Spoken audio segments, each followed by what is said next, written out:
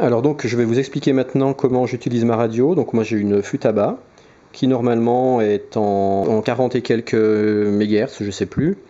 Donc moi je l'ai équipée en Chainlink, voilà, acheté sur BVRC, qui est donc un long range system. Donc l'avantage de la Futaba, c'est qu'on peut directement brancher le Chainlink sur la prise écolage qui est derrière. Voilà. Donc après, moi je fais tenir le tout avec de la bande velcro. Et ainsi on récupère le signal ppm de la radio. Et puis donc moi, comme le Chainlink consomme plus que la radio en mode classique, parce que là on est en 433 MHz, comme donc ce système consomme plus, j'ai changé l'accu de la radio et j'ai tout simplement branché un accu LiPo 3S en 12 volts que la radiocommande supporte très bien. Voilà, on risque pas de griller sa radio en faisant comme ça.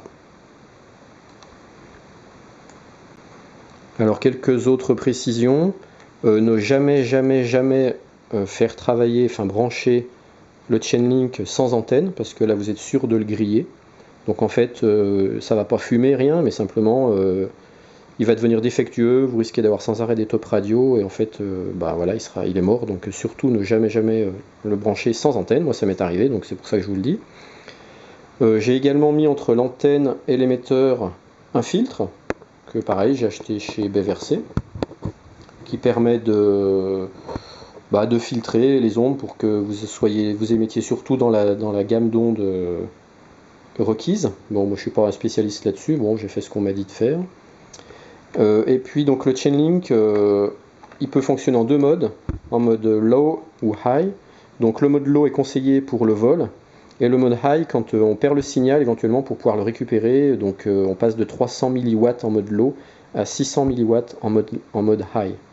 Donc ça permet de récupérer éventuellement votre appareil si vous avez une perte radio, si vous n'êtes pas équipé d'un autopilote avec Return to Launch, Return to Home. Donc il y a donc le bouton qu'on a vu tout à l'heure pour le fail-safe, qui sert aussi pour binder votre radio, votre émetteur avec votre récepteur. Donc il suffit d'appuyer sur le bouton, il y a une petite manip à faire, vous trouverez ça très bien indiqué sur la notice. Et puis il y a aussi un bouton derrière qui permet de tester votre portée à très faible puissance, je crois que c'est 0,1 mW. Donc il suffit d'allumer la radio. Donc je vais allumer la radio et de tout de suite appuyer sur le petit bouton derrière. Voilà, jusqu'à ce qu'on entende ce signal qui indique donc qu'elle est en micro power mode et qui vous permet de faire un test de portée environ 10 mètres, 15 mètres. Normalement, vous faites des essais avec cette puissance là, et si tout fonctionne normalement à 10-15 mètres, ça veut dire que vous n'avez pas de souci d'installation dans votre avion et que la portée sera normale. Après il suffit de couper votre radio pour revenir en mode normal et de la rallumer.